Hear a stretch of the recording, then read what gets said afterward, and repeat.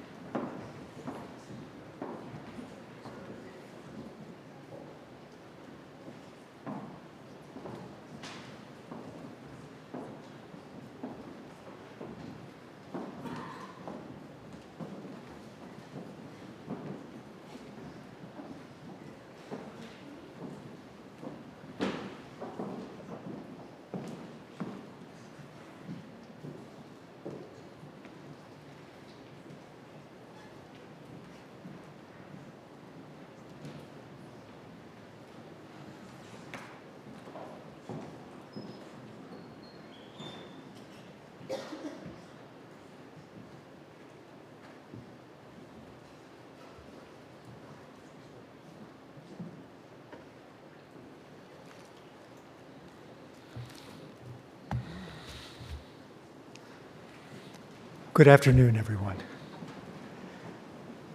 It is my great pleasure, and I depart from the script. I can't tell you what a pleasure it is to welcome you to the installation of Phi Beta Kappa's Epsilon chapter at Gonzaga University. Today, we will receive our charter, establishing our chapter, and we will induct our first students into that chapter.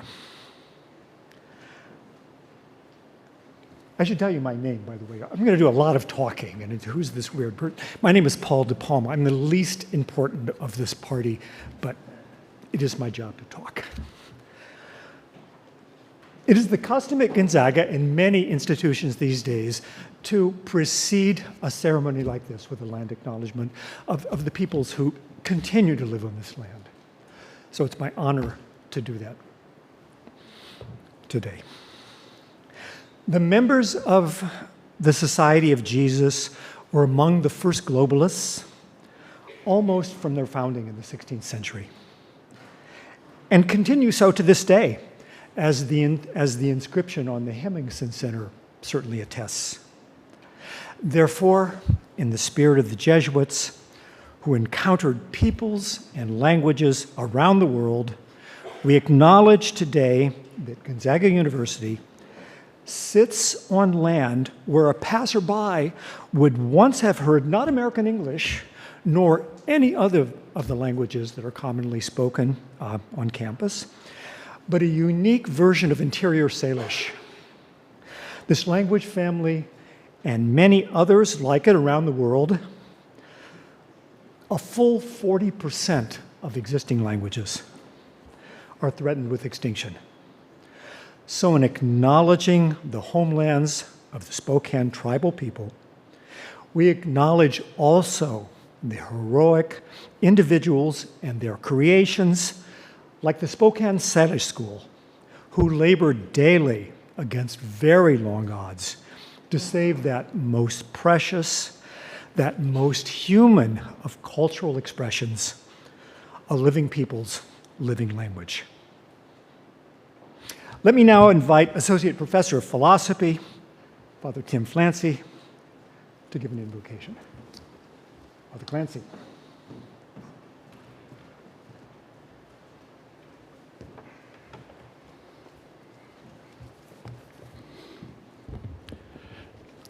And I can't resist but to take a quick moment to recognize the extraordinary, unprecedentedly extraordinary time and energy and dedication and perseverance of Paul de Palma and Kirk Besmer, without whom we would not be here today, or maybe ever.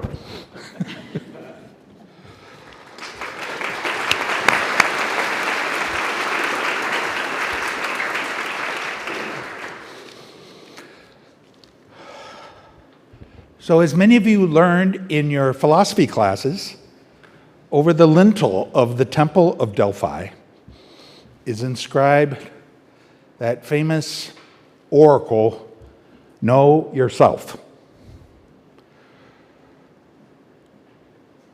And to know yourself, you need to know about more than yourself.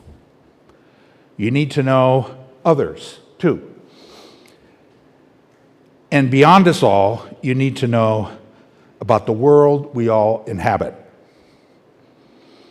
The more you know all three, yourself, others, the world, then the more you also begin to learn what makes them all worth knowing in the first place, how together they make for a life worth living. Less well known is the inscription on the temple's opposite side lintel, "Know your limits." For to know yourself is not just to know your strengths, but to know your limitations as well. For it is in knowing both our strengths and our limits, our virtues and our vices, that knowledge transforms into wisdom and agency transforms into grace. The mission of Jesuit higher education can be summed up by those two oracles. Know yourself, know your limits. To be knowledgeable, but also to be critical, to recognize the limits of all that we think we know. For the mission of Jesuit education isn't merely to teach knowledge, but to impart wisdom. Jesuit education is meant to be not only informative, but transformative. Not only training minds, but forming character. This is also the mission of Phi Beta Kappa, to recognize students and institutions that not only train minds, but form character. For our world, now more than ever, needs people who are not only well-trained, but of wise character, who possess not only sound knowledge, but sound judgment. Christians hold wisdom ultimately to be sacred. It's an attribute of the divinity. Christ, our light, is also Christ, our wisdom. And so the mission of Jesuit higher education is ultimately a religious mission. To teach students to believe in wisdom, to hold it sacred, to aspire for it, ultimately to love it, to become lovers of wisdom. Philosophia. May the divine spirit of wisdom and grace rain down upon us here today to inspire us, to guide us, to draw us into a life worth living, by each following our own calling to help build a world worthy of us all.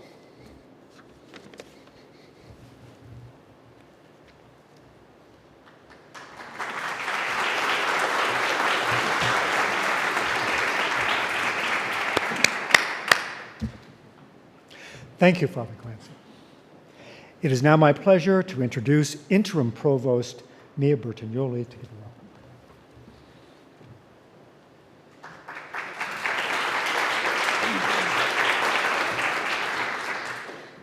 Good afternoon, distinguished guests, esteemed colleagues, and most importantly, our exceptional students.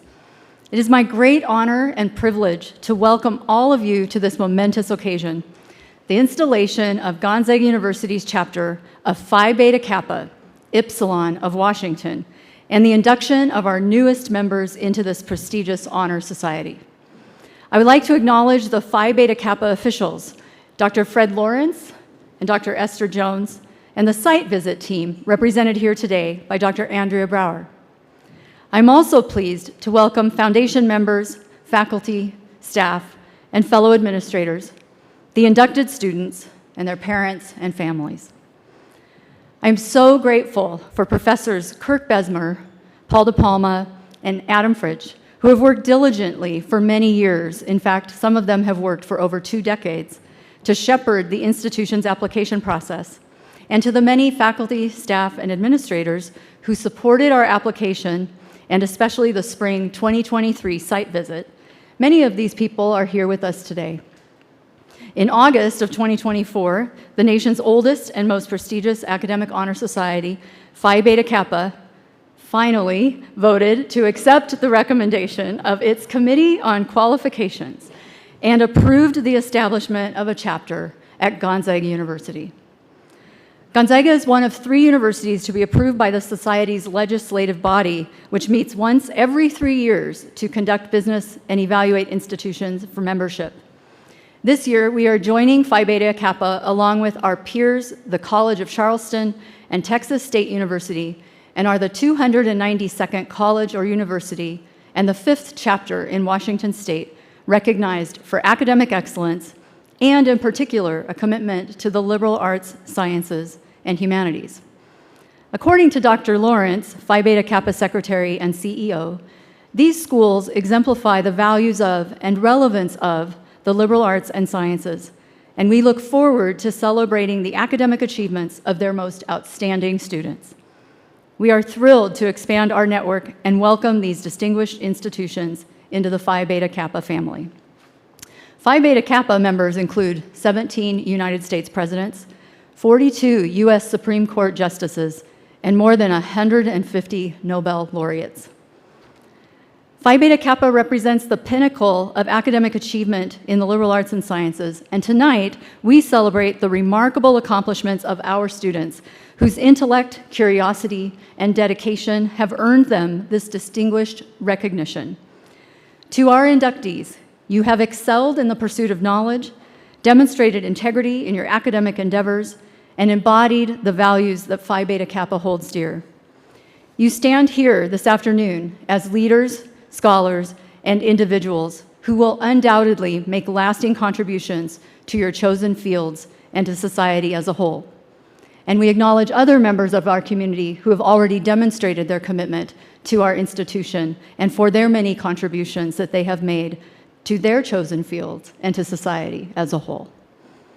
As you accept this invitation to join the Phi Beta Kappa Society, know that you are part of an extraordinary community, a community that transcends generations, disciplines, and borders. May this honor inspire you to continue seeking knowledge, challenging assumptions, and striving to make the world a better place. I encourage each of us to reflect on the significance of this afternoon, not only as a celebration of achievement, but as a call to action. Let us recommit ourselves to the ideals of Phi Beta Kappa, to cherish knowledge, to nurture a love of learning, and to uphold the principles of academic excellence and integrity. Congratulations again to our inductees, and thank you all for joining us this afternoon. Together, let us celebrate the power of knowledge and the promise of our shared future. I would now like to introduce Dr. Fred Lawrence, CEO and Secretary of the Phi Beta Kappa Society.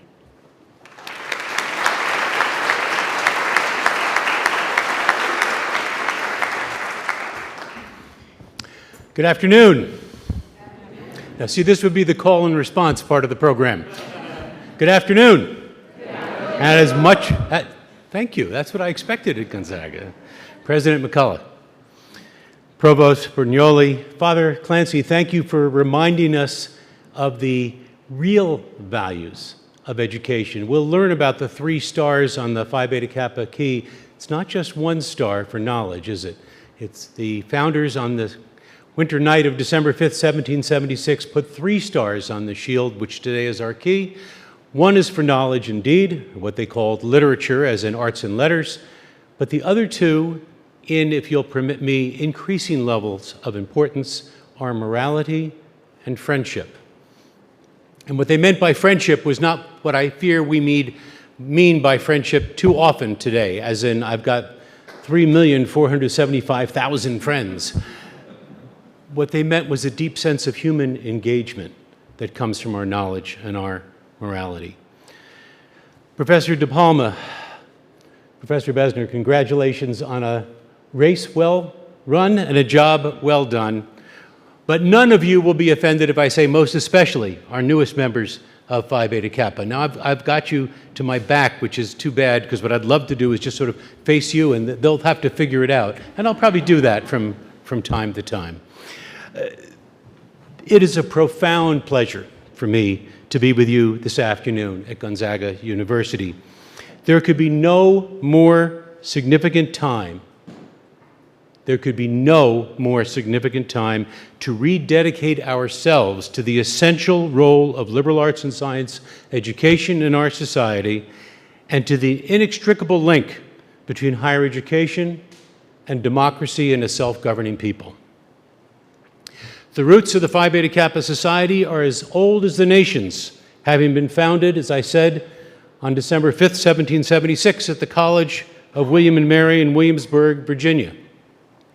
You will hear more about this origin story later in this ceremony, but it seems to me that you all should know a little bit about what you're getting yourselves mixed up in.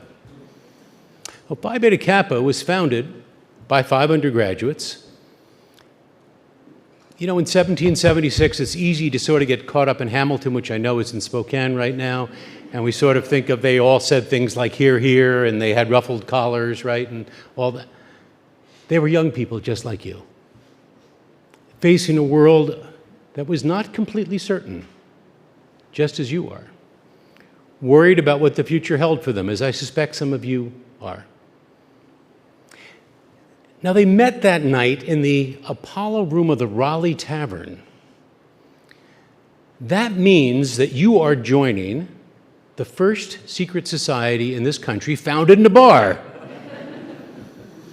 But it's actually not surprising that it was founded in a tavern, because it turns out that most of the, permit me, radical movements, radical ideas of the revolutionary period were developed in one of 2 places: coffee houses and taverns. The undergraduates will recognize these as the 2 key beverages of their undergraduate years.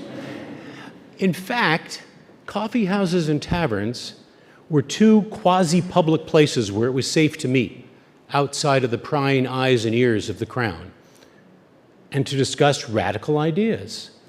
So what was this radical idea they were discussing on the cold winter night of December 5th, 1776? It was that in times of uncertainty, that their guide, Kubernetes, would be not just learning, but the love of learning, the process of learning. That's what they committed themselves to. I'm going to suggest a slightly different translation of our motto, and I'm wary of doing that here because there probably are classes this year, so there are people here who actually know this stuff. I got to be careful. But we usually translate Philosophia Bio Kubernetes as love of learning is the guide of life. Kubernetes is where we get the English word governor from. But in ancient Greek, Kubernetes actually has a marine connotation. So a slightly different, but I think importantly, subtly different, translation would be the love of learning is the pilot of life, or the helm of life. And the reason I think it's an important difference is that the guide takes you on a path that already exists, but the pilot steers you out into the water where there is no path. And sometimes the waters are choppy, as they were in 1776 and as they most decidedly are in our time. And what they committed themselves to that night nearly 250 years ago is that when the waters of our lives and our times and our societies are choppy, it will be the love of learning that will pilot us. That's what they committed themselves to. Nothing less than that radical notion. So Phi Beta Kappa was founded in 1776, and within a couple of years, new chapters were founded up the Boston Post Road, first at Yale, then at Harvard, and that's kind of how it grew episodically. One chapter could found another until 1881, when the then existing 25 chapters got together and they founded something called the United Chapters of Phi Beta Kappa, the forerunner to the Phi Beta Kappa Society today. And that leads to the modern Phi Beta Kappa Society. From 5 undergraduates at one institution to now nearly 700,000 members across the country and around the world on 291, and by the time we finish our business today, 292 campuses. You will only be the newest chapter for about 48 hours, because on Tuesday, Dr. Jones and I will have the privilege of installing our last chapter of the cycle at the College of Charleston. This is indeed a happy and an important moment in the life of this institution and of this community. The installation of this chapter is the result of years, and as they keep reminding me, years of effort by staff and faculty at your institution who are themselves members of Phi Beta Kappa. But I think it is fair to say, in a broader sense, that it is in fact an accomplishment of all of the faculty, all of the administration, all of the staff, all of the students, all of the alumni, all of the supporters who have created here at Gonzaga a rigorous academic community with a deep commitment to excellence in the liberal arts and sciences that Phi Beta Kappa embodies and seeks to foster. We trust that the installation of this chapter fulfills the hopes imagined by all who have served this cause with such dedication, with such commitment, and with such inspiration. Since our founding nearly a quarter of a millennium ago, Phi Beta Kappa has been dedicated to recognizing outstanding students committed to the study of the liberal arts and sciences. We celebrate inclusive excellence and champion freedom of thought, inquiry, and expression. And we celebrate the fact that a liberal arts and science education prepares us for lives of meaning, purpose, productivity, and engagement with our communities, local, national, indeed global. Let me just say a word or two about each of those three: meaningful lives, productive lives, and engaged lives that you have been prepared for here and that bring you to Phi Beta Kappa. Meaningful life is typically what we think of in the liberal arts and sciences. When we ask the questions that we must, often with some embarrassment, usually by ourselves, but in the moments that we remember most, sometimes in classes, sometimes in dorm rooms, sometimes in cafeterias, sometimes walking on campus. What does it mean to live a good life? What does it mean to build a good society of which we can be proud? We don't ask these questions alone, or even just with our classmates and colleagues. We ask them in dialogue with Plato and with Aristotle, with Aquinas and Maimonides, with Kant and John Stuart Mill, and more to our own time with W.E.B. Du Bois and Judith Sklar and John Rawls. You know, the great literary critic Harold Bloom said, "We read imaginative fiction because we can't know enough other people." And so when we read fiction, our minds are expanded and our minds are blown. The people we meet through Herman Melville and Henry James, through Emily Dickinson and Virginia Woolf, through James Baldwin and Toni Morrison, can become so real to us they can help us change our lives. A liberal arts education connects us with the very essence of what it means to be human. Let me suggest 2 additions to the usual list of what distinguishes us from the other mammals. Deposable thumb, and the deposable thumb is important, don't get me wrong. But let me suggest 2 others that the liberal arts is critical to. The first comes from the historian Yuval Harari in his groundbreaking book, *Sapiens*, where he notices that we are the only species on the planet that is both conscious and conscious of being conscious. It's that double consciousness that the Greeks were talking about in Delphi, and it's that double consciousness that the liberal arts has brought to life for you.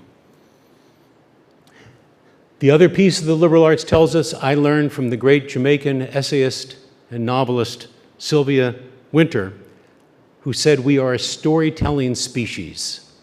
That's what distinguishes us from others. We live on through the stories we tell one another. And so that is what I mean by the meaningful life, but I don't think we should stop there, because a liberal arts education also prepares you for productive life. And let me be very clear that by productive life, I mean nothing abstract, I mean something quite bottom line. We are the problem solvers, the creative thinkers, the flexible thinkers. Your liberal arts education has given you the skills that cannot be replaced by AI. It is not about avoiding AI, it is about using AI. I had a student say to me about why something did not show up in a paper. He said, well, chat didn't mention that. I said, you're on first-name basis with AI. Don't take my word for it.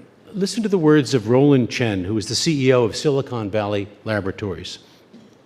Chen said, applications such as ChatGPT do generate responses to questions, but the results are merely reconfiguration of data and prior knowledge loaded by humans.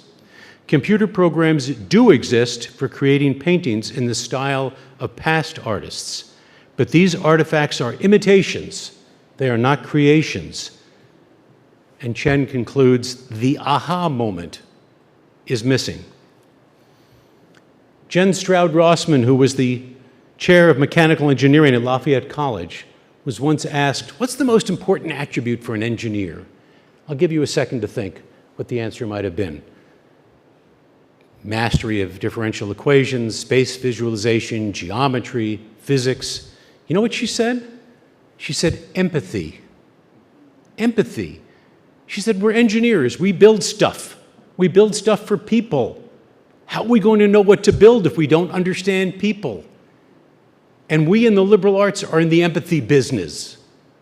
You've been trained to think of yourselves not just to know yourself, but to know others as a way of knowing more about yourself. So it's not a surprise that the American Association of Colleges and Universities every year does a survey of major employers, asks them, what are the skills you're looking for in your newest employees? And every year, 9 out of 10, the skills they're looking for line up with a liberal arts and science education. The ability to write clearly, to analyze carefully, to research thoughtfully, to work in teams, to work creatively, to problem solve. And finally, engaged lives as citizens, to participate in our local and national and global communities. Phi Beta Kappa itself has been involved in the national community since our founding. We were one of the groups in the 1960s that led to the creation of the national endowments, the National Endowment for the Arts, the National Endowment for the Humanities, and we have kept a close connection through our founding of the National Humanities Alliance to advocate for the presence of a robust and vital presence of our humanists and our artists. Our work continues.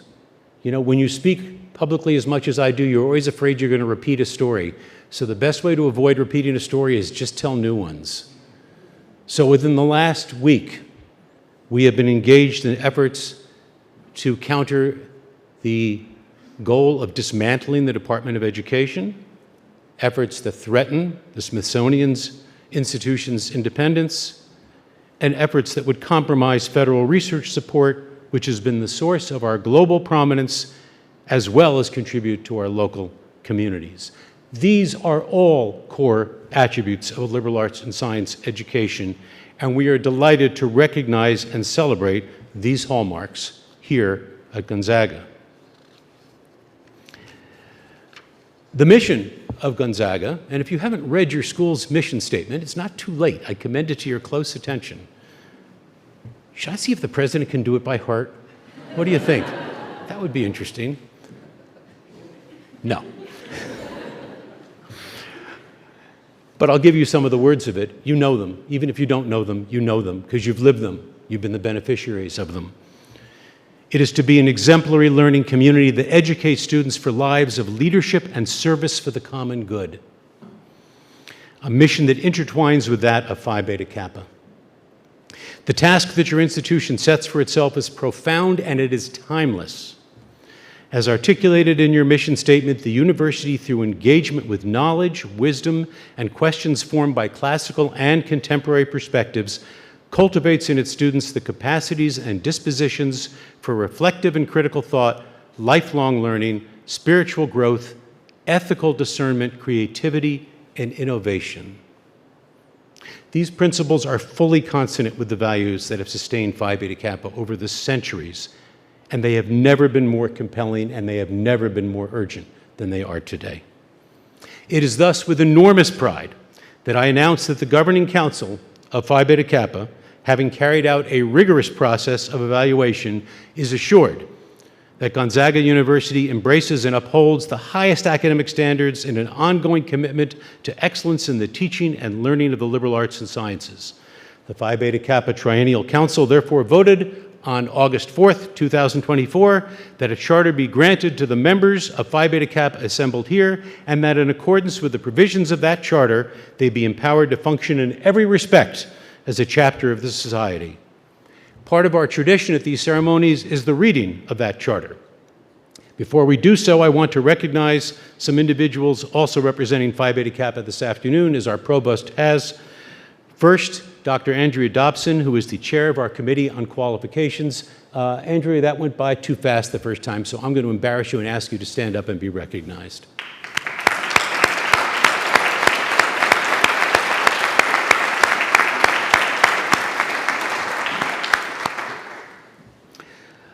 We are fortunate to have her as our colleague, and I'm so pleased that she could join us today from far away Walla Walla, Washington. I'm especially grateful to be accompanied by my dear friend and colleague, Dr. Esther Jones, Phi Beta Kappa's president, the title we give to the chair of the Phi Beta Kappa Senate, our governing board. Dr. Jones is a graduate of Fisk University and was elected to Phi Beta Kappa's Delta of Tennessee chapter there. She is Associate Dean for Faculty Development at Brown University, and her leadership in the liberal arts and sciences is as profound as her devotion to Phi Beta Kappa and its ideals. Dr. Jones, please come forward to extend your congratulations to the Gonzaga community and to read the much-awaited Epsilon of Washington Charter.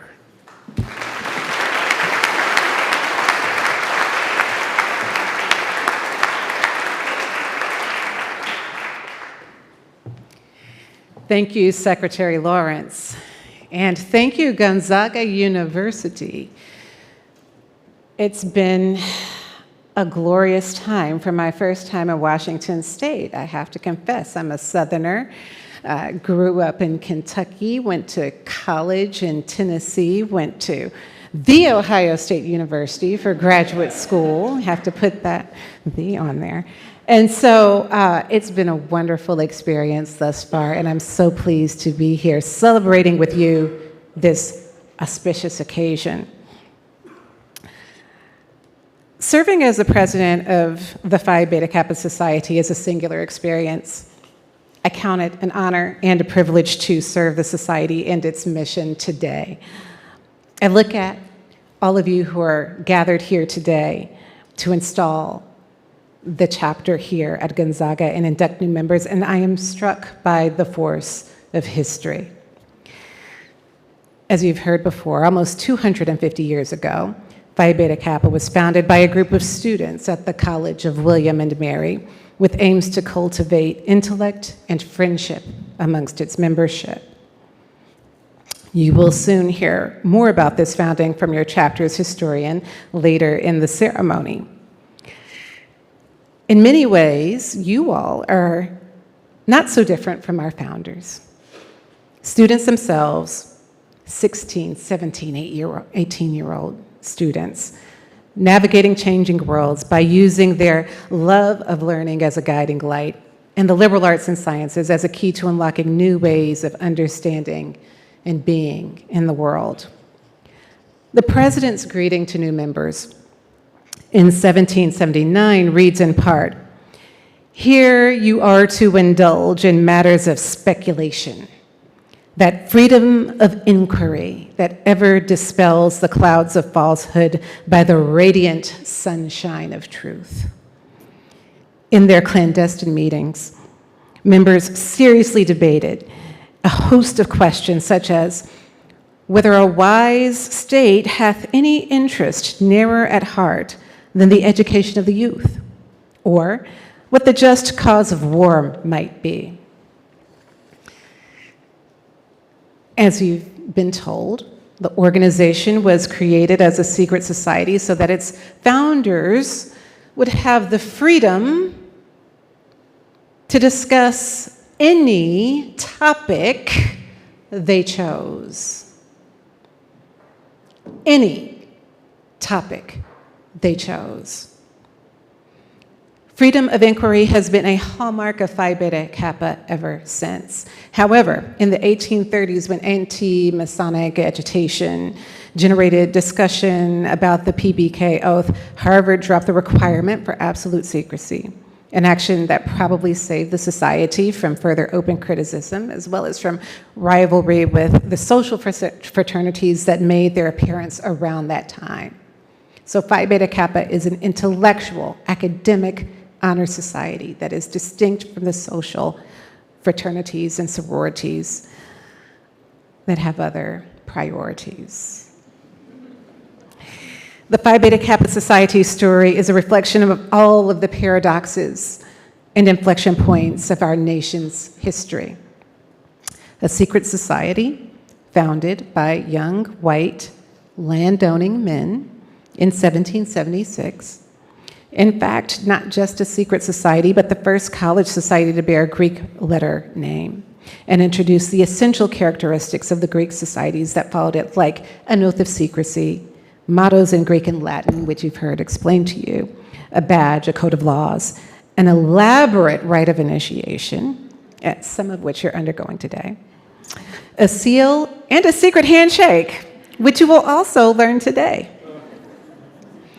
This secret society also enshrined, again, love of learning, freedom of inquiry, and the pursuit of academic excellence, and invited its first female and African American members in the 1870s and 1880s. The institutions that shelter our chapters in all their splendid variation, large and small, public and private, faith-based and secular, stand as champions of this commitment.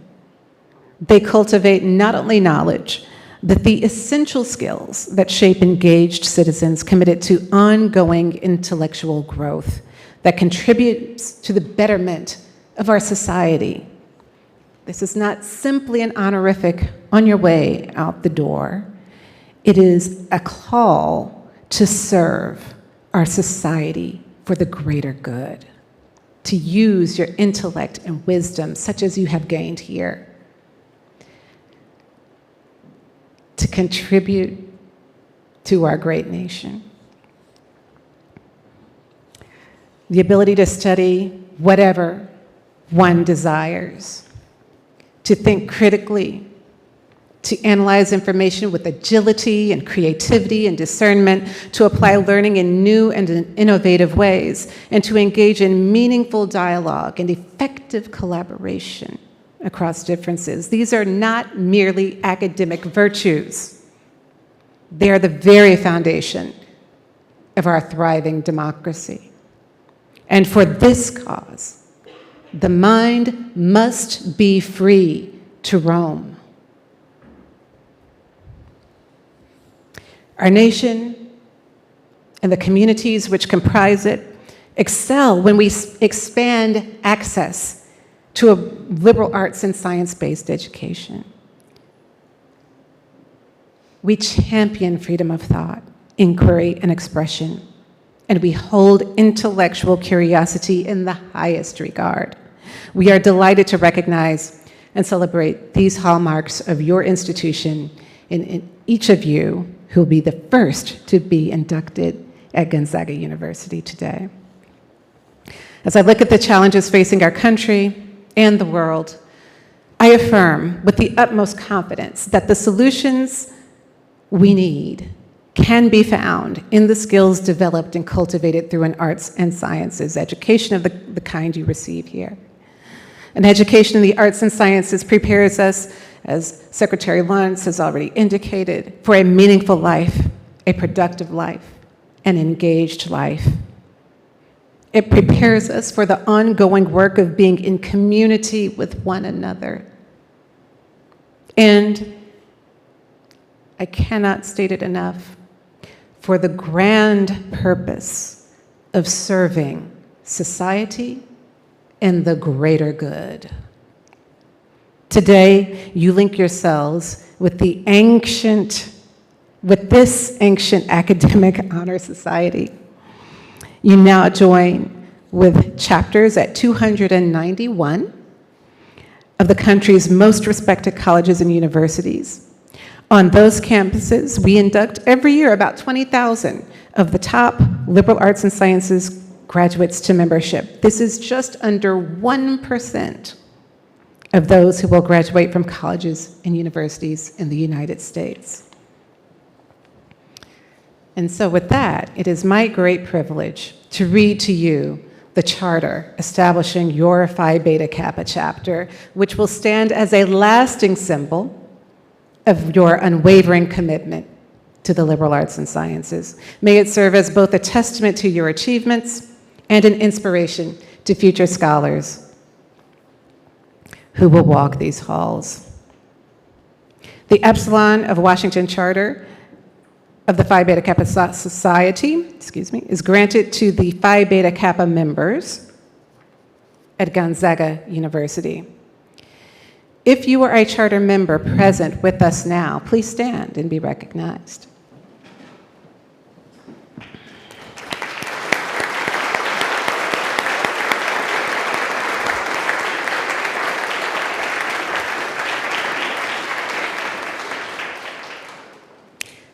The charter reads as follows.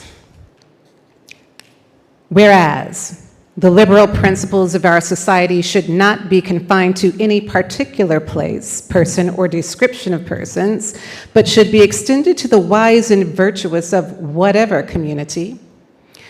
Whereas we, the members of Phi Beta Kappa, as a body dedicated from its very founding in the historic year 1776, at the College of William and Mary in Virginia, to the ideal of excellence in scholarship in the liberal arts and sciences, are willing and desirous to propagate the society in praiseworthy institutions of higher learning.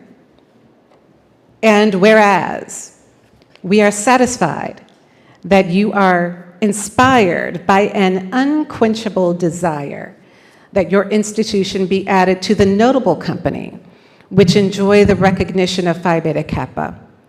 And we have carefully determined that your institution is possessed of the character and standing which make it particularly worthy of admittance into association and friendship. Therefore, by virtue of a resolution duly adopted by our representatives in the 45th Triennial Council of the Phi Beta Kappa Society, we have decreed the establishment at this time of a chapter of Phi Beta Kappa at Gonzaga University in the state of Washington to be known as Epsilon of Washington. Furthermore, there's more.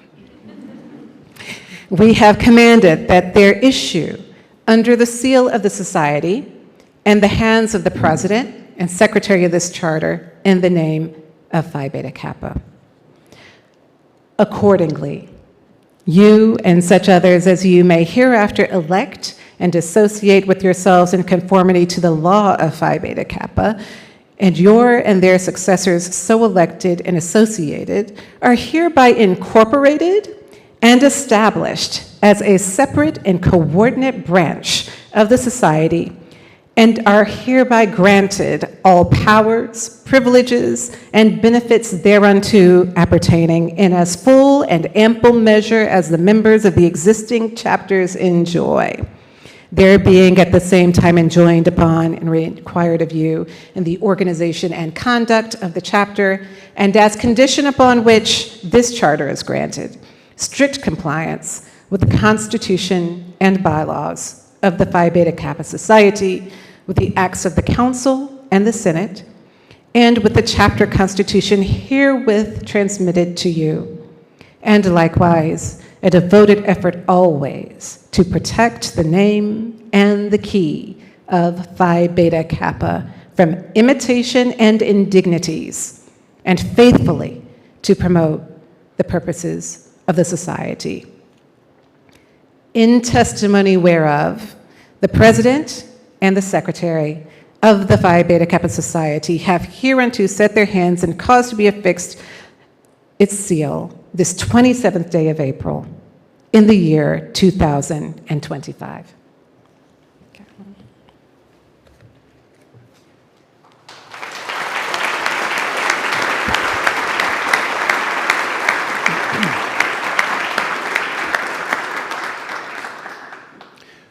Members of the chapter being installed, I now ask you, having heard the charter read, whether you will accept this charter and will undertake the responsibilities its acceptance entails. If you do, please signify by saying, "We will." We will. Congratulations, you are now the charter members of the Gonzaga University chapter of Phi Beta Kappa. Please be seated.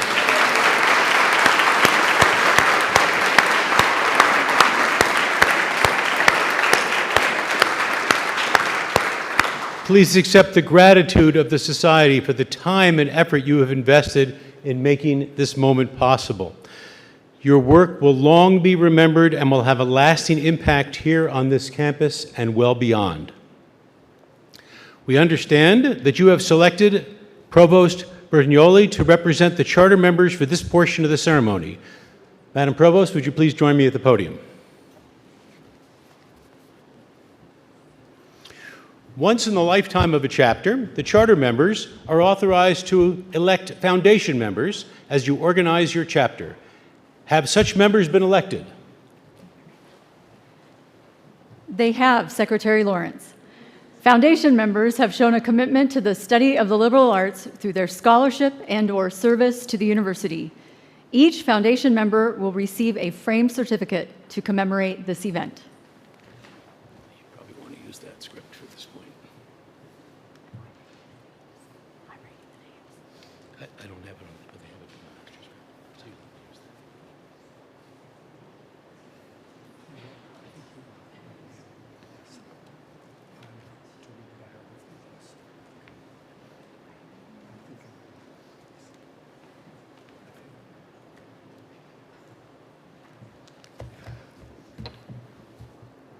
So, can I follow this? It's impossible, right?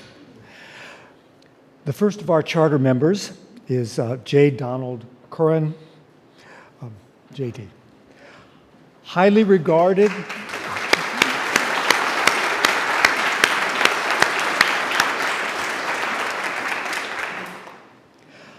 Highly regarded for providing ethical advice to colleagues in the legal profession, J. Donald Curran is a practicing attorney specializing in elder law and estate planning who provides pro bono counsel to hospice and low-income clients referred by the Spokane Bar Association.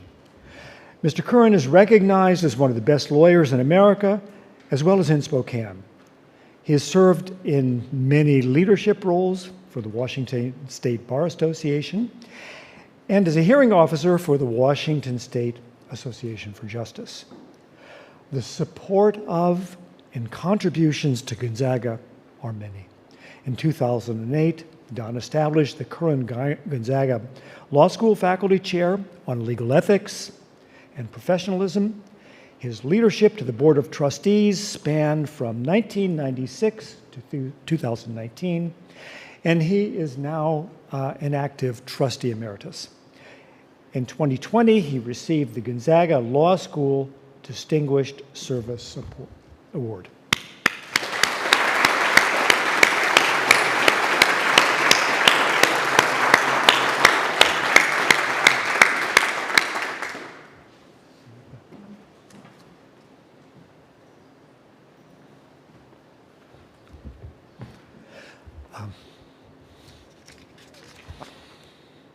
Our next foundation member is Valina Curran, also JD.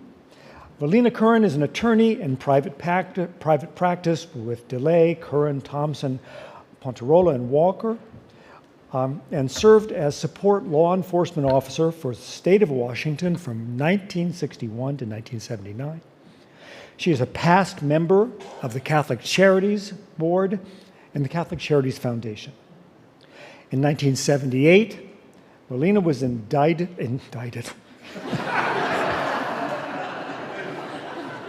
These lawyers intimidate me. I don't know what to say about this. Let's try that again. One more time. In 1978, Valina was invited as a lifetime member of the Gonzaga Law School Board of Advisors, and her dedication to the success of the law school has been beyond measure. Her leadership as co-chair of the law school capital campaign resulted in the current building located adjacent to the Spokane River and downtown Spokane area. Mrs. Curran Sass has been an active member of the Law School Foundation for over 38 years. In 2008, she established with her husband the Law School Faculty Chair on Legal Ethics and Professionalism.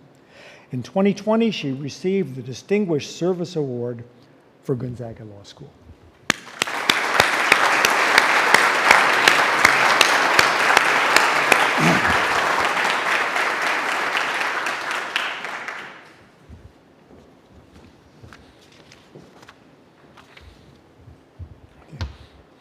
Our third foundation member is Anna Lidgerwood, MD. Anna Lidgerwood grew up on a farm near Pomeroy, Washington, and was educated in small Catholic schools in the region. She chose Gonzaga as a college with a strong desire to become a physician, fueled by supporters to finish her studies in 3 years. An internship at Sacred Heart Hospital and tutoring in reading helped her succeed with the MedCats and be accepted as one of, I'm going to pause on this for a second, one of 3 women in medical school in a class of 100 at Marquette University. As a surgical resident at Detroit General Hospital, she partnered with Dr. Charles Lucas, and they have continued to work together for over 53 years, with over 300 journal publications on multiple aspects of surgical care. Dr. Lidgerwood has served in many local and state surgical organizations and was the first woman president of 2 American associations for surgery professionals. Dr. Lidgerwood is currently the director of trauma services at Detroit Receiving Hospital, as well as a tenured professor of surgery at Wayne State University.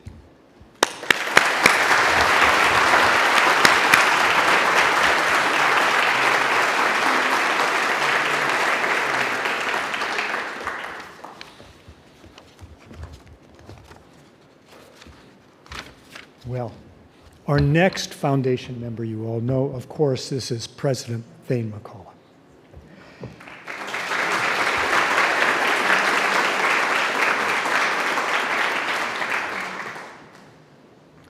Thane McCullough is in his 16th year as president and 32nd consecutive year at Gonzaga University. The primary focus throughout his tenure has been to build upon the legacy of his predecessors by increasing the quality of students' educational experience, thereby increasing Gonzaga's reputation of excellence in the region and across the nation. Over the course of his 16-year presidency, Gonzaga was ranked for the first time among the nation's top 100 universities. Numerous buildings and spaces across campus were constructed or improved. $650 million was raised through philanthropic efforts. The inland Northwest region was positively impacted with the creation of close to 6,000 jobs and efforts like Opportunity Northeast, Gonzaga Family Haven, and the Tech Hub. Students served approximately 100,000 volunteer hours each year. A worldwide pandemic was successfully navigated, and let's emphasize this part, and a Phi Beta Kappa chapter was approved for Gonzaga. So let me say one thing before we start clapping again. This would not have been possible without Thane, who's been as devoted to this cause as the rest of us for at least 15, maybe 20 years. I don't know. Thank you, Thane.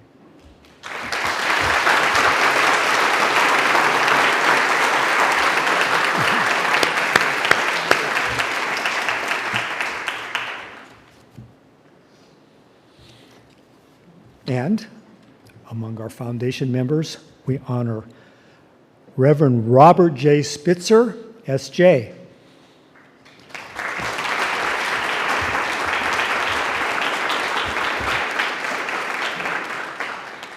Many of us here, of course, know Father Spitzer, who was former president of the university. Father Spitzer is the author of 19 books and has authored many scholarly articles on faith and science, metaphysics, happiness, and ethics.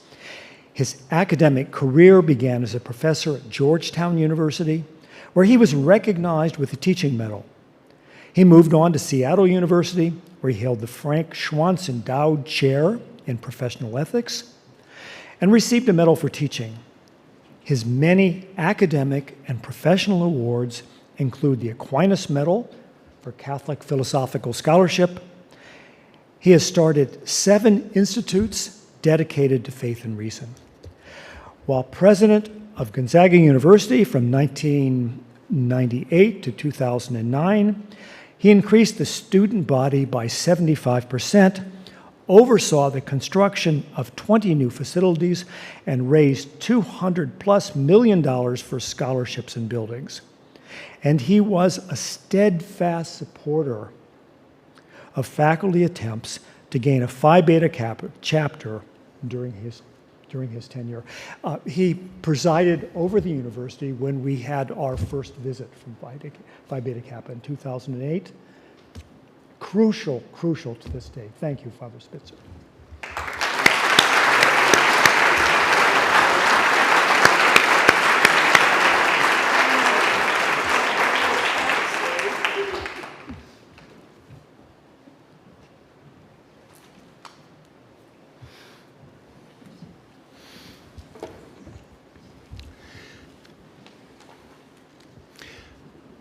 Foundation members, you have been elected by the charter members of this chapter to become foundation members of Phi Beta Kappa in the organization of this chapter and its subsequent operations, a singular honor accorded only once in the lifetime of each Phi Beta Kappa chapter. I ask you now if you will accept this foundation membership offered and the responsibilities that it entails. If you will, please signify by saying, "We will." We will.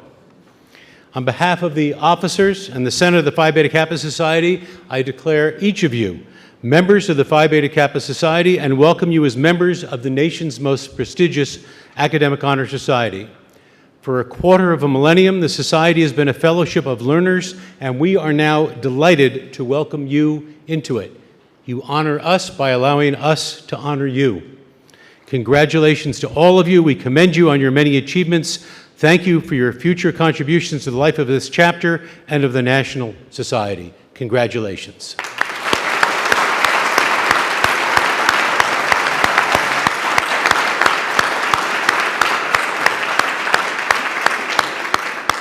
Okay, we're almost there. We have just a little more business to take care of now. This is to address to the charter and foundation members, who for the moment are the only members of the Gonzaga chapter. We're about to increase your numbers rather dramatically and splendidly. And don't take this the wrong way, but they're much better looking than you guys. But for now, you are the only members, and so we have some business to attend to. The Phi Beta Kappa Senate provides a model constitution for the governance of chapters. I'm advised that the members have adopted a chapter constitution and agreed to conduct the business of the chapter according to its provisions. Will you so agree? If you will, please signify by saying, "We will." We will. Yeah, I didn't quite do it. If you will, please say, "We will." That is much better. The society has also established model chapter bylaws for each chapter's consideration. I'm advised that you have seen this document, revised it slightly in accordance with conditions on this campus, and have adopted the resulting documents to govern this chapter. I now ask you, charter and foundation members, I want to catch the rest of you voting, will you agree to govern this chapter according to those bylaws? If you will, with gusto, please signify by saying, "We will." I would now like to ask Paul DePalma to rejoin me at the podium to present the chapter's charter, represent the chapters, you try saying it, to represent the charter chapter members in their nomination of officers, the first officers of the chapter. Dr. DePalma.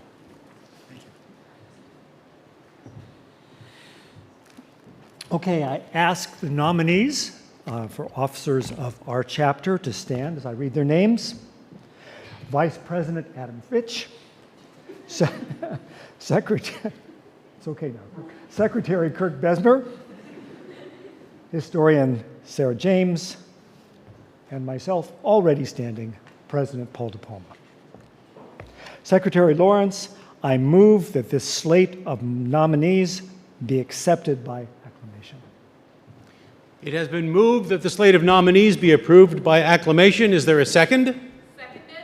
It has been moved and seconded that the slate be approved by acclamation. Does any member wish to discuss the motion? Hearing none, we will proceed to the vote on the resolution. All those in favor of the slate of nominees, please indicate by saying aye. Aye. All opposed, nay. Any abstentions? In the judgment of the chair, the ayes have it. The motion is adopted unanimously.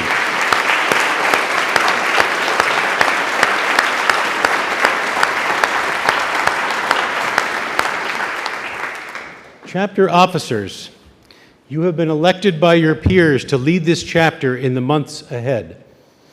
This is both a notable honor and a considerable task. As this chapter's first elected officers, you will be responsible for establishing the permanent presence of Phi Beta Kappa on this campus, defining its mission in the community, and upholding its reputation for excellence. You will be expected to communicate regularly with the National Office of the Society in Washington, D.C., to represent this chapter in the Society's governance, and to keep a permanent and accurate record of your proceedings. If you are willing to commit yourself to carrying out these important responsibilities, I ask that you affirm that commitment now by saying, "We will." We will. Congratulations, and more to the point, thank you. Know that you have the full support of the Phi Beta Kappa Senate and my colleagues and me in the National Office in Washington behind you in your efforts, and our deep gratitude for your service. The chapter charter having been duly delivered, its provisions accepted, the chapter constitution and bylaws formally established, the officers elected and confirmed, it is now my great honor and pleasant duty to proclaim that the Epsilon of Washington chapter of Phi Beta Kappa to be sheltered at Gonzaga University has been formally installed. Congratulations to you all.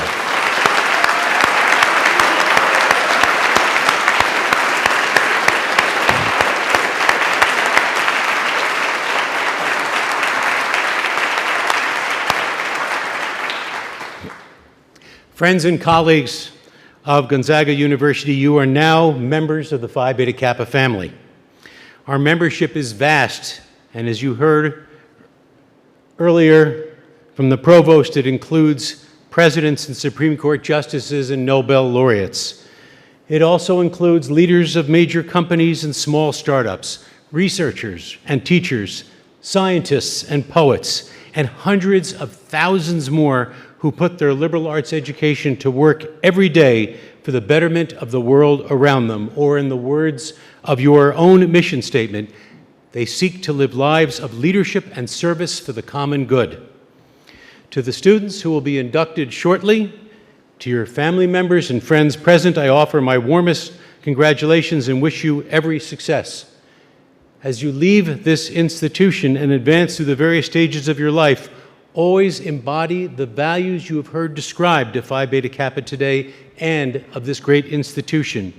Seek out a Phi Beta Kappa Alumni Association here in Washington or wherever your travels take you, the 50 associations around the country and indeed several overseas. Know that we will be with you as you take your first steps and all your steps along the journey ahead. At your actual induction ceremony, which will take place in just a few moments, you will learn that the 3 Greek letters come from the motto that we described earlier, adopted that night, Philosophia Biou Kubernetes. May your love of learning know no bounds. Congratulations to you all, and God bless you all.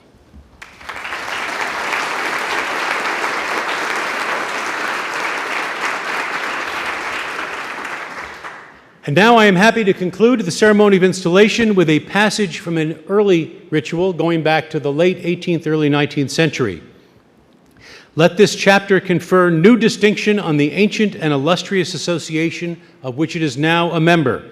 May this star shine with unsurpassed brilliancy in that splendid constellation which has so poured a radiance over the literary character of our country. With these words, we close the ceremony of installation of the Epsilon of Washington chapter of Phi Beta Kappa. Again, my warmest and most sincere congratulations. God bless you in all your worthy endeavors. Congratulations.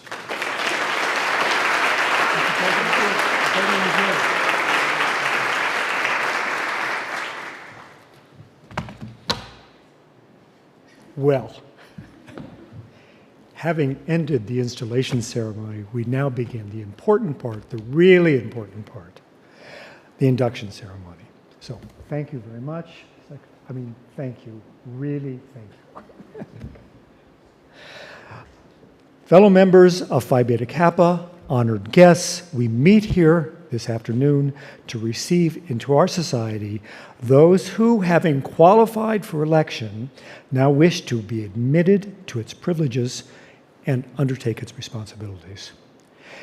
In a ceremony that goes back to the time of the founding of our nation, we will welcome them into an association with all those who have been members of Phi Beta Kappa in the past and into lifelong relationship with the society today. Provost Bertagnoli, members of Phi Beta Kappa, founding members, charter members, friends and family, I have the honor to present the following persons who, you ready for this part, this is key, agreeable to our invitation, here offer themselves for induction. So, let's see. Okay. This is deep, right? Okay.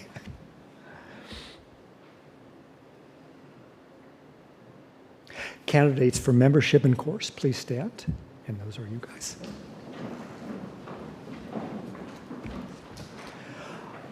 According to Phi Beta Kappa documents dating from 1779, the president of Alpha Chapter greeted initiates as follows. This society was founded by a few friends. At first, it was confined to a small number of very worthy students. They planted the scion from which has grown this tree that now buds forth before your eyes with blossoms of harmony and concord. It was engrafted on the stock of friendship, in the soil of virtue, enriched by literature. To cherish and keep it alive hath been the constant care of those members who have succeeded. You are about to become one of those successors, and it is our fondest hope that you, in turn, will come to cherish the society and will strive to perpetuate the spirit of the greeting. You may be seated. As is customary on this occasion, the chapter historian offers an account of the Society's history. Dr. Sarah James, assistant professor in the Department of Political Science, will do the honor for us. Thank you, Sarah.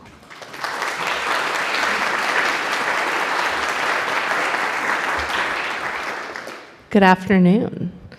I'm going to face towards y'all because you are the ones who get to learn about the organization that you are now about to join.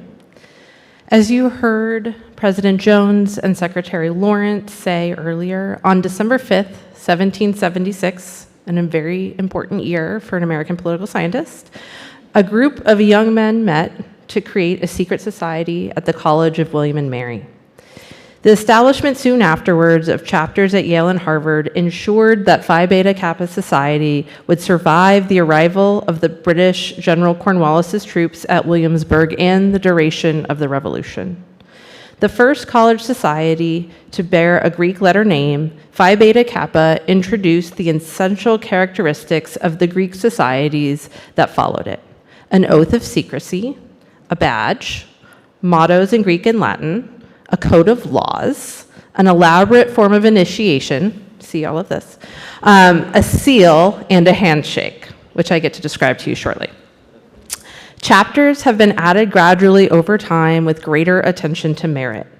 The number nationwide stood at 25 in 1883, when the National Council of the United Chapters of Phi Beta Kappa was created.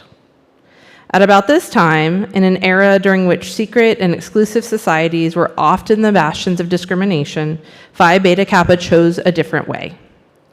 The first women and African Americans were invited to join Phi Beta Kappa in the 1870s and 1880s, and between 1887 and 1917, 64 new chapters were established, and by 1883, another 147 had been chartered. Phi Beta Kappa takes pride in its origins. The Phi Beta Kappa key reproduces the design created by its founders. On the front, it bears the Greek letters, Phi Beta Kappa, and the initials of the words Philosophia biou Kybernetsi, meaning love of learning is the guide of life. The 3 stars in the upper left-hand corner of this side symbolize the aims of the society: friendship, morality, and literature, which we heard so thoughtfully about a few minutes ago. A pointing hand in the lower right-hand corner stands for aspiration.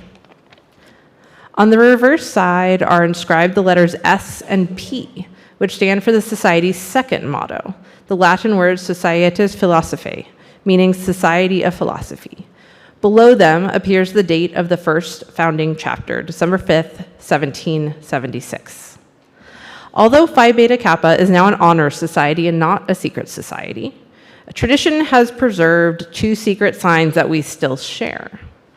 When members meet, they greet each other by drawing the back of the index fingers and the middle fingers of the right hand across their lips, affirming that their lips are sealed.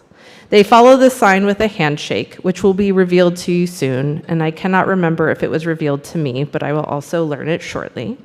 But Phi Beta Kappa is much more than its symbols and signs. As Charles Evan Hughes, the late Chief Justice of the Supreme Court and Phi Beta Kappa member, eloquently stated, the particular interest of Phi Beta Kappa is in liberal education.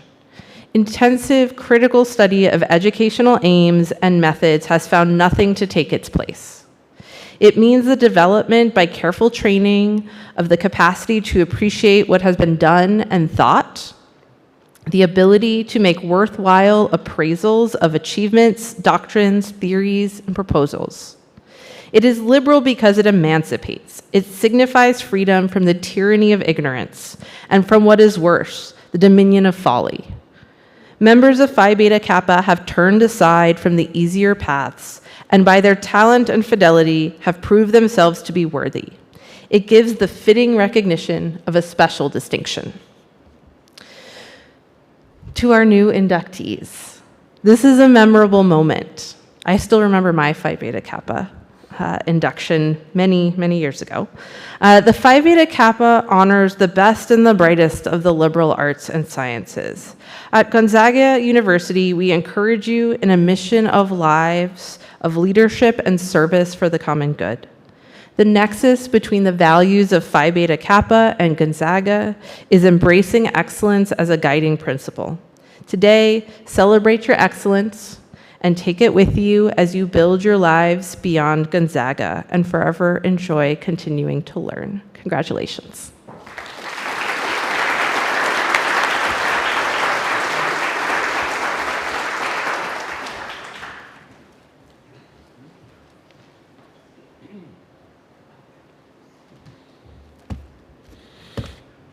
Well, this is the moment you've been waiting for. So we are. Me too.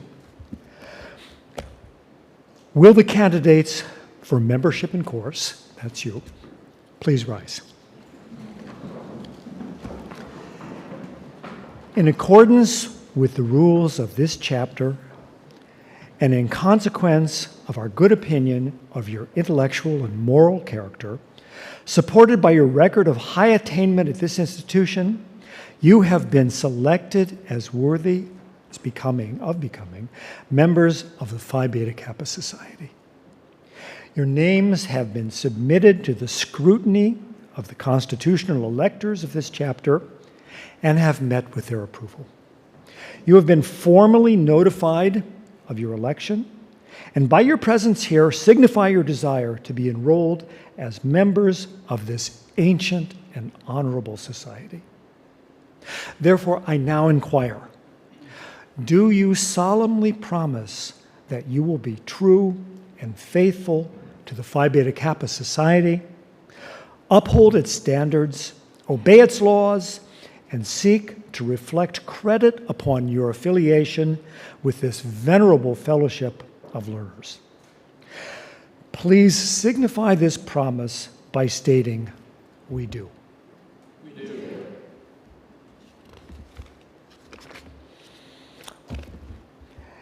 Each of you has now affirmed your loyalty to Phi Beta Kappa and pledged to uphold its standards.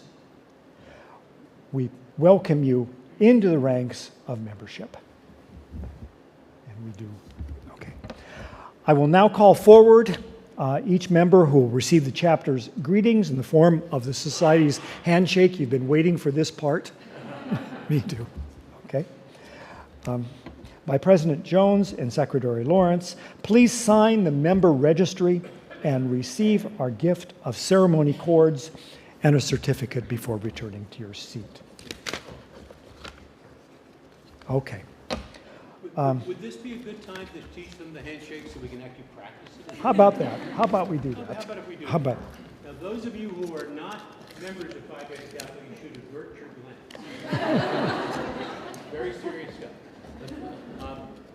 It actually was a secret society up until 1830, as you heard from our historian, at which point it not only is not a secret society, but we wanted to be quite public and involved in the life of the society, the greater society. But the part that's left over is the symbol that was used between 1776 and 1830, which is two members would pass each other on the street, and they would take the two index fingers, draw them back across their mouths to say, our lips are sealed and we are members. If you're smart enough to be in Phi Beta Kappa, you got to figure out what's coming next. That's the handshake. Those two fingers. The secret handshake. I will share with you one small moment, and then we'll get to work. 5 years ago, we were doing remote induction ceremonies for obvious reasons. It was the early days of code. We had to do a video of how to do the secret handshake. Within 60 seconds, we tried to communicate with three different things. One is how to do this handshake, and it's actually fairly serious and goes back 250 years. Second is, let's be honest, it's a little camp, right? We're talking about a secret handshake. Third is that 5 years ago, we weren't shaking hands. and we didn't exactly know whether we were ever going to shake hands again.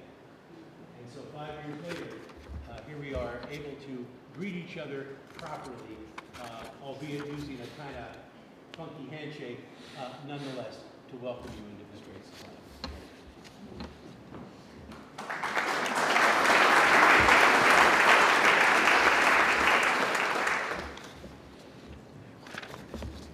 Okay. The plan is that you're in order, but if you're not to worry. Okay. I will read your names. You'll go forward and receive all kinds of wonderful things. All right. Keely Alexander.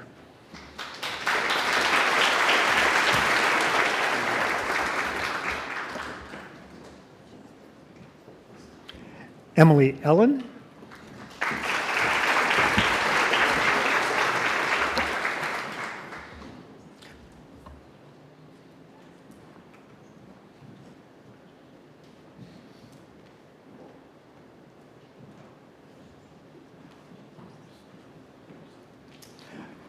Noah April Sokol.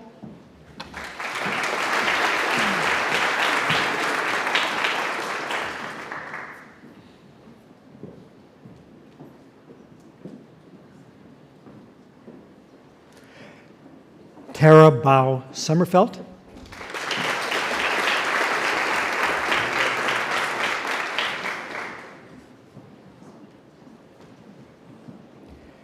Cameron Bechtel.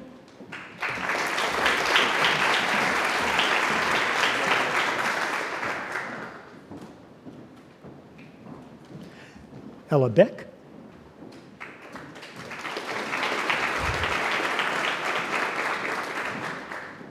Are you Ella? No. Okay, Ella is not here with us today. Kali Beater.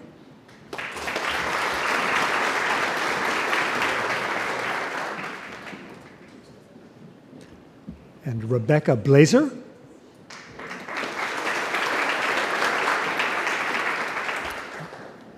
Carly Bortner.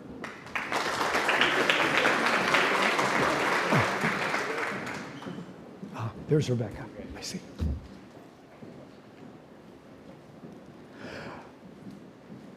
Lucienne Boursier.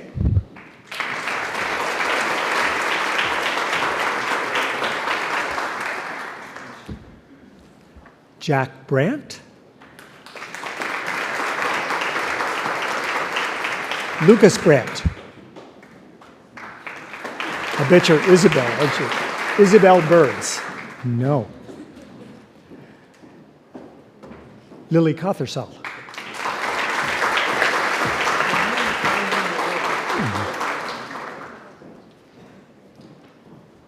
Claire Charvet.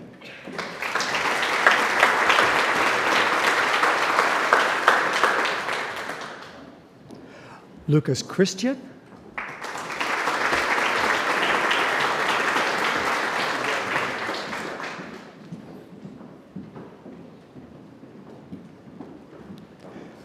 Elizabeth Christ.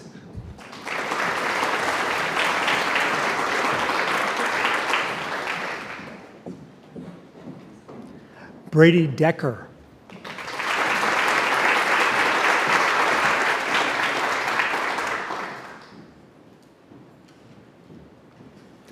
Elise de Groot.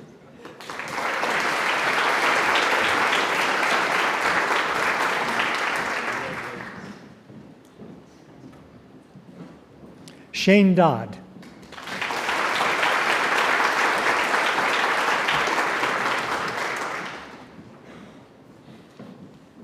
Teresa Dudzik.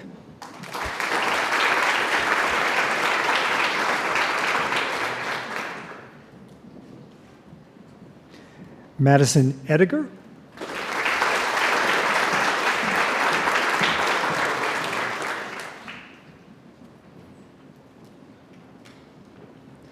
Emily Edmonds.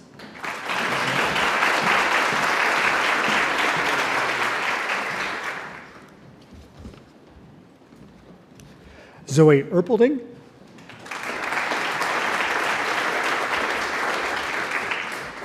Claire Farwell.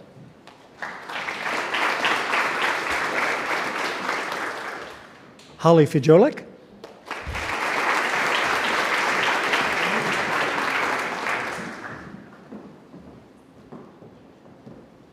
Alexei Fogel.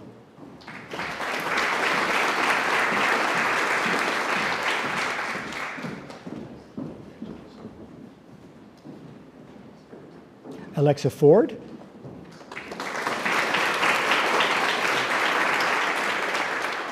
Grace Foster.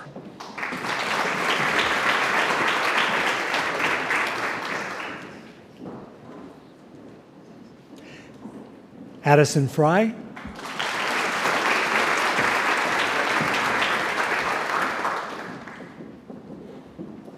Brady Galeotto.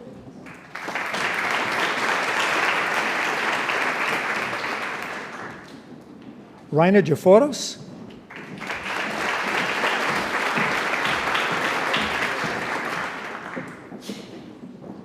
Olivia Harrington.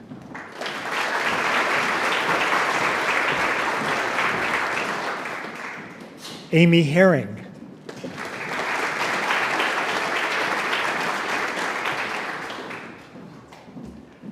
Diana Hope.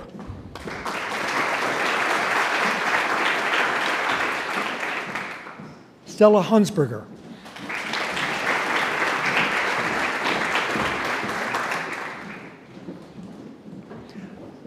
Anna Huke.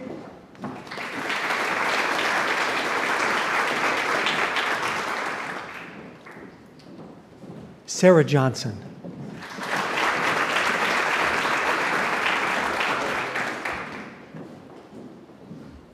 Christian Kitts.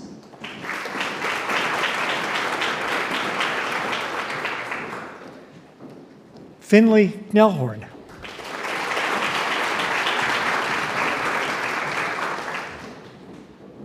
Claire Mallet.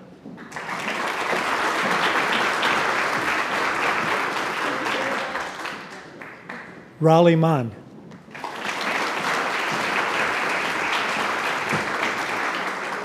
Paige Mann.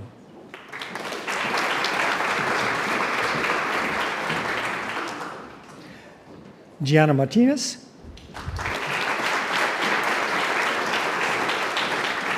Sebastian Matthews.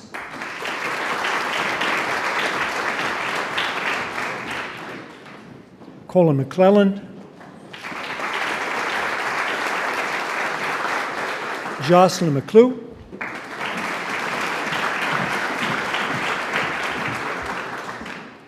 Sydney McDonald.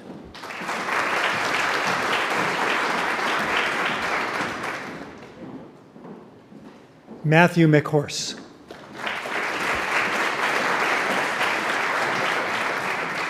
Marley Mikesell.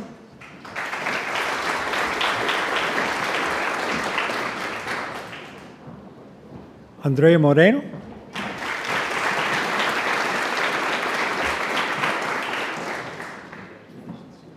Rachel Muir.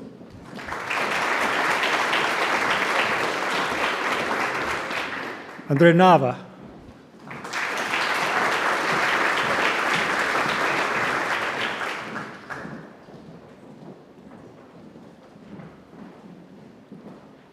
Caden O'Keefe.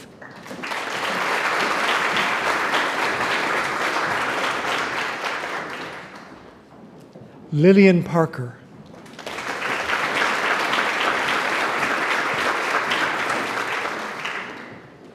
Kellen Pate.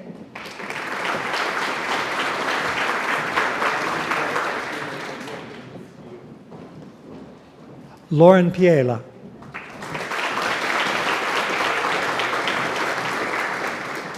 Ryan Poulin.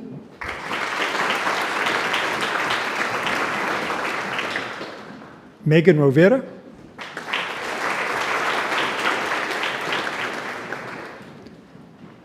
Camille Rulin Hicks.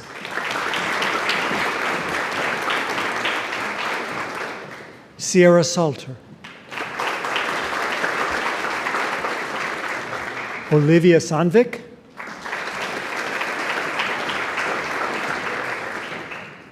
Samantha Savage.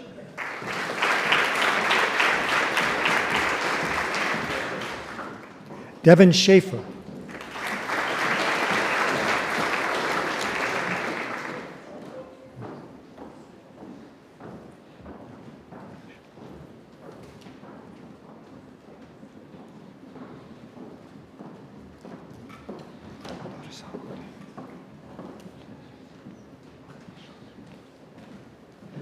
Hannah Schleibinger.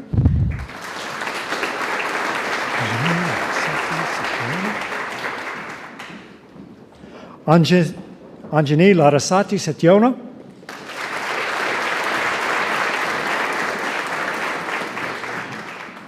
Kayla Sharp.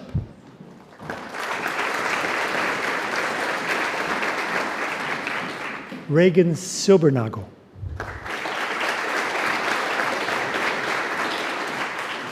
Caitlin Smith.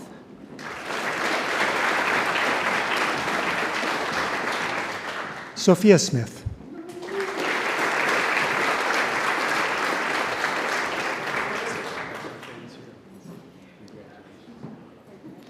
Leighton Steinman.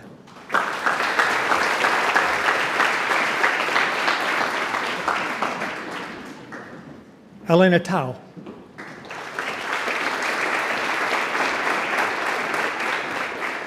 Stella Van Houten.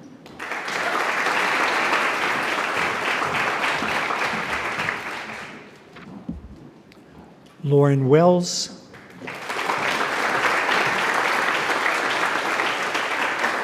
And Catherine Wood.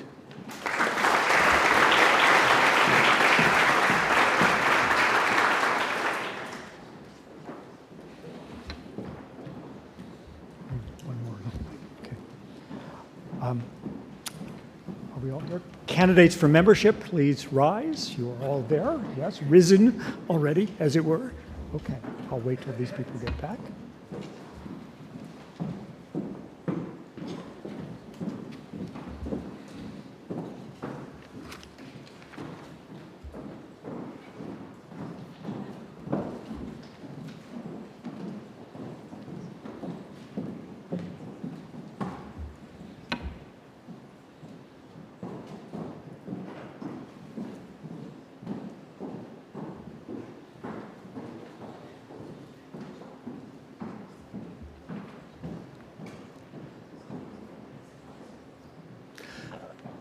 By election of the chapter and by your assent to its pledge, the Society's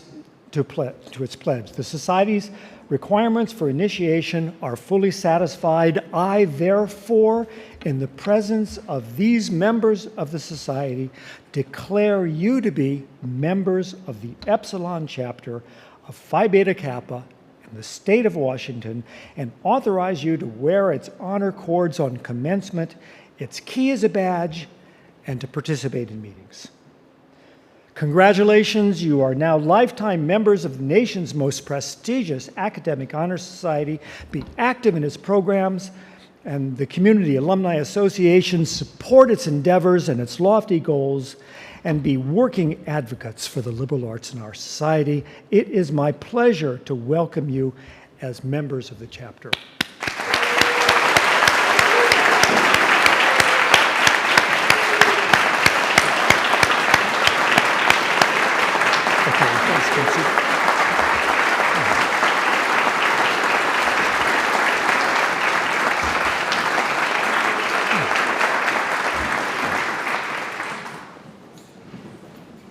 Okay, just when you thought you were finished, it gets better.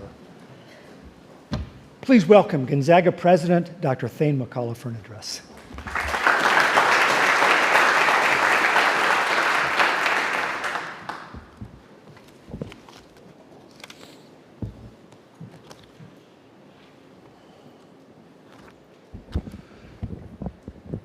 Thank you, Dr. De Palma, and congratulations to our newest members, our inductees, inaugural inductees of Epsilon of Washington. I do want to take an opportunity, cognizant of the fact that I am almost all that stands between the ceremony and a delightful reception and dinner, to share with you that I do not have 45 minutes worth of remarks, but I do have a few thanks that I want to offer. And I would like to put this in a bit of context for you as well.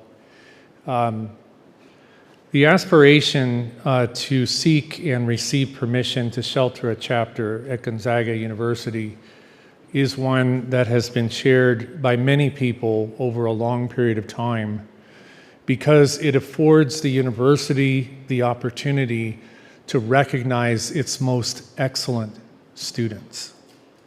The purpose of Phi Beta Kappa at an institution is for its faculty to identify over the course of studies those scholars who are graduating from the institution that are most worthy to be recognized as scholars for life.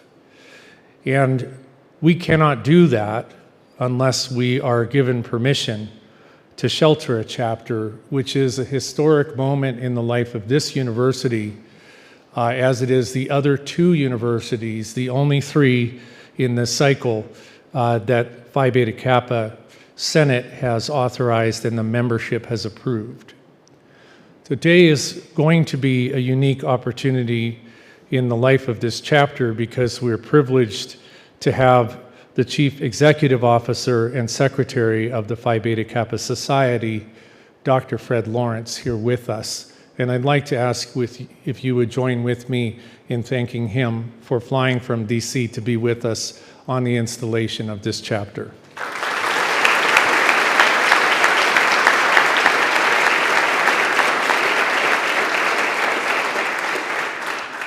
And likewise, we are so graced by the presence of the president of the Phi Beta Kappa Society, Dr. Esther Jones.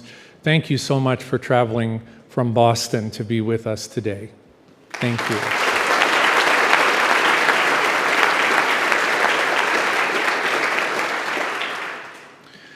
And already recognized, but I do want to take the opportunity to acknowledge the presence and also the leadership and support of Dr. Andrea Dobson.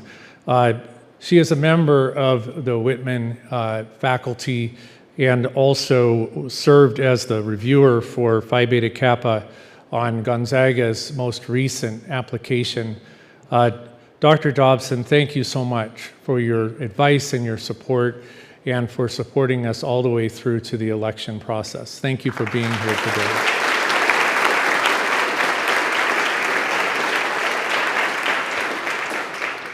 There are a host of individuals who are here and that I want to express my gratitude to, colleagues of the faculty, members of the administration. There's no question that Professor Kirk Besmer and Professor Paul De Palma were the ones who really took the lead from the beginning in shepherding this most recent application, but I do have to say to you that this was not the first application, and this process is a lengthy process under the most optimal of conditions. Without the persistence and the insistence that we become a community worthy of sheltering a chapter that was in no small part due to the long and faithful effort of Kirk Besmer, we would not be here today. So Professors Besmer and De Palma, thank you so much for all that you've done.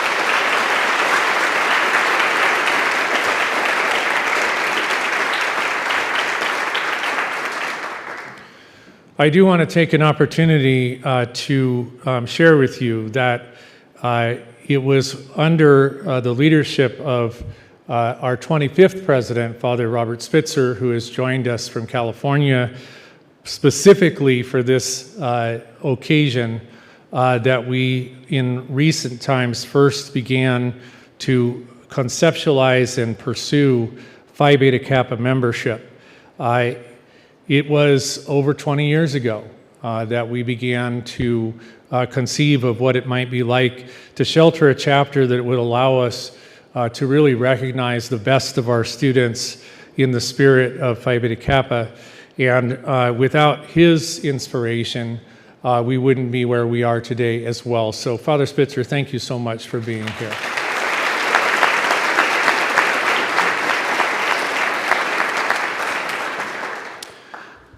My father was a petroleum geologist. He was a graduate of Pomona College, one of the Claremont colleges in Claremont, California, and he was a member of Phi Beta Kappa. And so when I became president, he began harping on me about why Gonzaga didn't have a Phi Beta Kappa chapter. And I know if he were here today, he would be very, very proud of all of you who have become the newest members. And it's a little known fact that if you are an alum of an institution that is not yet sheltering a chapter, you are not eligible for Phi Beta Kappa membership. So I'm deeply grateful, and my father would be especially honored to know that even though it was only as a foundation member, I nonetheless can join this august society, and I'm grateful because I'm graduating too. So we just got it under the wire. I do think it's important to emphasize just one thought before I turn it back over to the chapter president. And that is, it's a message that's been reinforced, I think, a number of times during the ceremony today. But we cannot take for granted the fact that the United States today still has the best academic institutions in the world. But the idea that having the best academic institutions in the world is a thing to be prioritized and celebrated and reinforced and supported is not something that everyone agrees with today. And that is becoming more and more evident as we consider the ways in which the movements of the culture are bringing new, demanding questions to the space of higher education. The ways in which universities like Gonzaga and so many others that shelter Phi Beta Kappa chapters are going to survive is by continuing to have members that are dedicated to the liberal arts, the humanities, the arts and sciences, and continue to commit themselves even after they're out of the academic context to supporting this endeavor, to supporting it actively in the body politic, in their communities of which they are a part, in their own pursuits, recognizing that we're all on a journey of gaining wisdom and appreciating that which we do not know.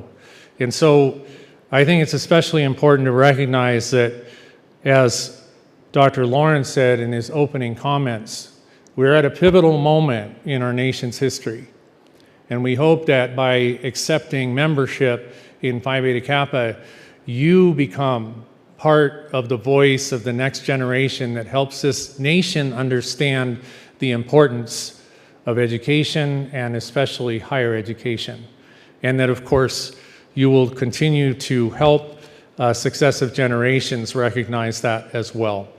So with that, I want to add my congratulations to each and every one of you who are graduating this spring. Congratulations on your membership in Phi Beta Kappa. We could not be more proud of you. Thank you so much.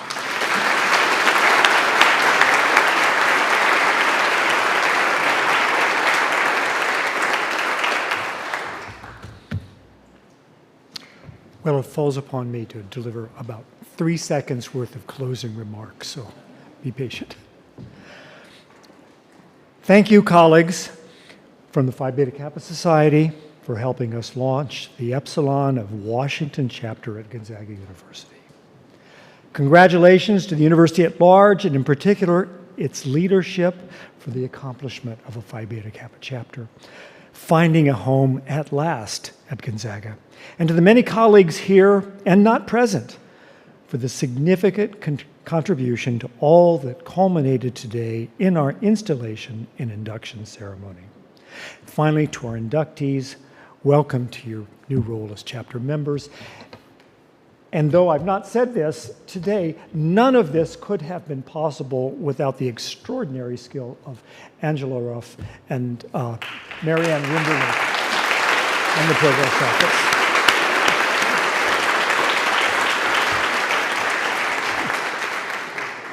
So, a few instructions to help you adjourn gracefully. That wasn't my word, it was written here. I like that very much. For those of you who RSVP'd for dinner, please proceed to Hemmingson to enjoy the company of member colleagues and esteemed guests. Those in regalia, take it with you to Hemmingson Center unless you were instructed to return it here following the ceremony. For our guests, here is the order of recession. First, our stage party and VIP guests, then our procession party, then students may leave seats and join guests to depart. So finally, colleagues, friends, honorees, students, and guests, would you all please rise?